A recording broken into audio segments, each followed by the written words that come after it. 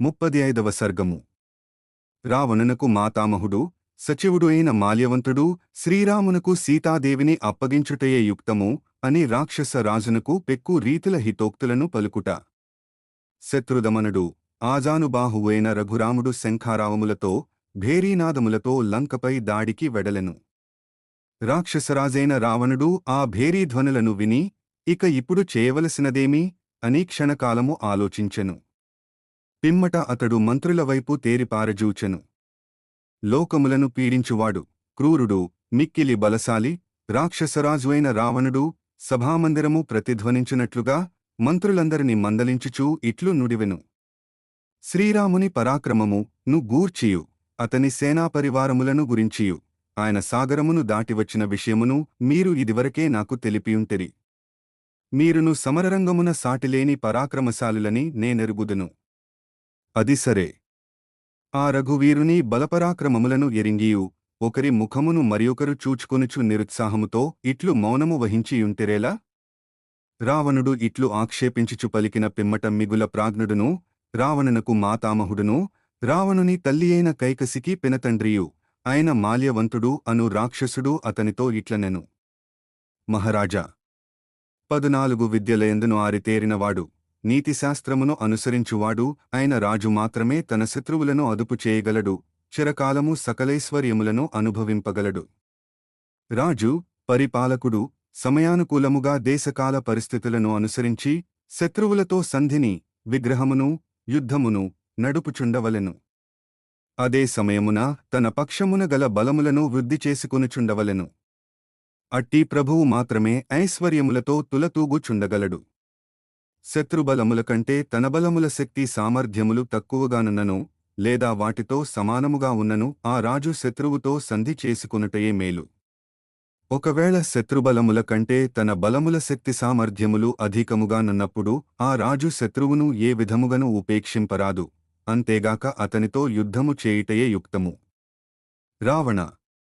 అందువలన బలవంతుడైన శ్రీరామునితో సంధి చేసుకొనుటయే మేలని నాకు తోచుచున్నది. ఇప్పుడు ఆ ప్రభువు నీపై దండెత్తి వచ్చుట సీతాదేవి కొరకే గదా. కనుక ఆ సాధ్విని ఆయనకు అప్పగించుటయే మనకు శ్రేయస్కరము. సమస్తమైన దేవతలు, ఋషులు, గంధర్వులు శ్రీరామునిజయమునే కోరుకొనుచున్నారు. కావున బలవంతుడైన ఆ రఘువీరునితో విరోధము పెట్టుకునవద్దు. ఆ ప్రభువుతో సంధికి ఇష్టపడుము. సర్వజ్ఞుడైన బ్రహ్మదేవుడు సురలు, దేవతలు, దైవీ ప్రకృతులు, అసురులు, రాక్షసులు, ఆసురీ ప్రకృతులు అనే 2 పక్షముల వారిని సృజించెను. ధర్మము సురలను ఆశ్రయించును, ధర్మమును అనుసరించువారు దేవతలు, అధర్మము అసురులను ఆశ్రయించును. రాక్షసులు అధర్మ వర్తనులు. రావణ! ధర్మము మంచి స్వభావముగల దేవతల పక్షమున నిలుచును, అధర్మము దుష్టస్వభావముగల అసురుల పక్షమును వహించును అని లోక ప్రసిద్ధి. కృతయుగమున అధర్మమును అణచివేయుచు ధర్మము వృద్ధి చెందును. కలియుగమున ధర్మమును కబళించుచు అధర్మము పెల్లుబుకును. సమస్త లోకములను జయింపవలెనను కోరికతో నీవు శుభములకు మూలమైన ధర్మమును పూర్తిగా అణచిపెట్టితివి, పైగా అశుభహేతువైన అధర్మమును తలకెత్తుకొంటివి. సీతాపహరణ రూపమున అధర్మమునకు పాల్పడితివి. అందువలన ధర్మపక్షము వహించిన శ్రీరాముడు, ఆయన అనుచరులు మనకంటెను బలవంతులు, నీవు విచక్షణను కోల్పోయినందున అధర్మము వృద్ధి చెంది మనలను పూర్తిగా కబడించి వేయుచున్నది. దైవీ ప్రకృతిగల దేవతలు ధర్మమును అవలంబించినందున వారి పక్షము వృద్ధి చెందుచున్నది. ఋషీశ్వరులు అగ్నిదేవుని వలె తేజోమూర్తులు. ఇంద్రియలోలుడవైన నీవు విశృంఖలముగా ప్రవర్తించి అట్టి మహాత్ములకు తీరని భయమును పుట్టించితివి. ఆ ఋషుల ప్రభావము అగ్నిజ్వాలలవలె ఆర్పుటకు, ఎదుర్కొనుటకు శక్యము కానిది. బ్రాహ్మణోత్తములైన ఈ ఋషీశ్వరుల అగ్నిష్టోమము మొదలగు ప్రముఖములైన ఆయా యజ్ఞములను దేవతోద్దేశేన ద్రవ్యత్యాగోయాగా అగ్నిదేవుని ద్వారా దేవతలనుద్దేశించి ద్రవ్యములను ఆజ్యాది ఆహుతులను సమర్పించుటయే యాగము. అగ్నిముఖా వైదేవా అని గదా ప్రమాణము.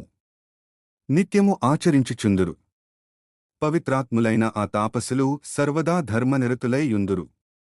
వారు వేదమంత్రములను పఠించుచు యజ్ఞాగ్నియందు విద్యుక్తముగా హోమములను చేయుచుందురు. అందువలన రాక్షసులందరూ గ్రీష్మఋతువునందు మేఘములవలె నలుదెసలకునూ చెల్లాచెదరై పారిపోవుదురు. అగ్నివలె తేజస్సంపన్నులైన ఋషీశ్వరులు వ్రేయిచిన హోమాగ్ని నుండి బయలుదేరిన ధూమములు నలుదెసలకును వ్యాపించుచు రాక్షసుల తేజస్సులను కప్పివేయుచుండును. ఆయా పవిత్ర ప్రదేశములయందు దృఢవ్రతులైన మహాత్ములు ఆచరించుచుండెడి తీవ్రమైన తపస్సు రాక్షసులను పరితపింపజేయుచుండును.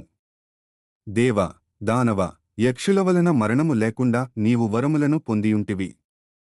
కాని మనుష్యులు మున్నగువారి వలన నీవు వధ్యుడవే.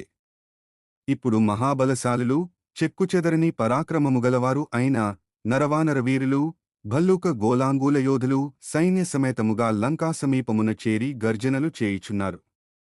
భూమిపైనను ఆకాశమునందును భయంకరములైన పలురీతుల ఉత్పాతములు, అపశకునములు నాకు కనబడుచున్నవి.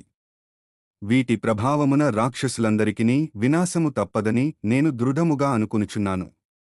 వికృతములైన రూపములు గలిగి భయంకరములైన మేఘములు చెవులు చిల్లులుపడునట్లు గర్జించుచున్నవి. అవి లంకానగర ప్రదేశములయందు అంతటను వేడివేడి రక్తధారలను వర్షించుచున్నవి. గుర్రములు, ఏనుగులు మొదలగు వాహనములు కన్నీరుగార్చుచుగ గోలు పెట్టుచున్నవి. ధ్వజముల నీయును దుమ్ము కొట్టుకుని వన్నెదరిగి ఎప్పటివలే తేజరిల్లుచుండుట లేదు. మాంసములను భక్షించు క్రూరమృగములు, నక్కలు, గ్రద్దలు భీకరముగా అరచుచున్నవి. అవి గుంపులు గుంపులుగా వెంట వెంట లంకలో ప్రవేశించుచున్నవి. నల్లని, రాక్షస స్త్రీలు అడ్డదిడ్డముగా మాట్లాడుచూ గృహములలోని వస్తువులను దొంగిలించుచున్నట్లును, వారు నిర్భయముగా ఎదుట నిలబడి తమ తెల్లని కోరలు కనబడునట్లు వికృతముగా నవ్వుచున్నట్లును కలలలో కనబడుచున్నారు. గృహములలో బలికర్మలకై సిద్ధపరచబడిన హవ్యద్రవ్యములను కుక్కలు, ఎలుకలు, ముంగిసలు తినివేయుచున్నవి. గోవులకు గాడిదలు పుట్టుచున్నవి. పిల్లులు పెద్ద పులులతోనూ పందులు కుక్కలతోడను కలియుచున్నవి. కిన్నర జాతివారు రాక్షసులతోడను మనుష్యులతోడను కూడుచున్నారు. ఎర్రని పాదములుగల తెల్లని పావురములు దైవప్రేరణతో అన్ని వైపులను తిరుగుచున్నవి. ఇవి రాక్షసుల వినాశమును సూచించుచున్నవి. ఇండ్లలో పెంచబడిన గోరువంకలు మధురస్వరములను మాని క్రూరముగా అరచుచున్నవి. కాకులు మొదలగు పక్షులు, మృగములు ఇదివరలో ఓడిపోయినను కలహస్వభావము గలవై మరల గుమిగూడుచూ పరుగులు దీయుచున్నవి. భయంకరుడు, వికృతములైన అంగములుగలవాడు, కర్కశముగా ఉన్నవాడు, ఎరుపు, గోరోచనవర్ణములను కలిగినవాడు అయిన యముడు, మృత్యుదేవత సాయంప్రాతకాలములయందు మన అందరి గృహములను పరికించి చూచుచున్నట్లు అనిపించుచున్నది. ఇవి మాత్రమేగాక మరికొన్ని దుష్టశకునములను కన్పట్టుచున్నవి. లంక మీదికి దండెత్తి వచ్చిన ఈ వీరుడు నరునిరూపములో వచ్చిన నారాయణుడే. సముద్రముపై అద్భుతమైన సేతువును నిర్మించిన దృఢ పరాక్రమశాలియగు ఈ రాఘవుడు మానవమాత్రుడు కానేకాడు. కావున రావణ, నరేంద్రుడైన శ్రీరామునితో సంధి చేసుకొనుము. ఇంతవరకును ప్రస్తావింపబడిన అపశకునాదులను దృష్టిలో ఉంచుకుని నీవు కర్తవ్యములను నిర్ణయించుకుని భవిష్యత్తునకు తగినట్లుగా ఆ రఘువీరునకు సీతను అప్పగించుట మొదలగు సత్కర్మలను నెరపుము. మంత్రులలో శ్రేష్ఠుడు, మిక్కిలి పౌరుషముగలవాడు, అమిత బలశాలి అయిన మాల్యవంతుడు సభలోనున్న ఆ రావణునకు ఇట్లు తన అభిప్రాయములను తెలిపిన పిమ్మట లంకాధిపతి యొక్క ఆకారమును పదే పదే పరిశీలనగా చూచెను. రావణుని మనస్సును, మనోభావములను గమనించి అతడు మిన్నకుండెను. వాల్మీకి మహర్షి విరచితమై ఆదికావ్యమైన శ్రీమద్ రామాయణమునందలి యుద్ధకాండమునందు 35వ సర్గము.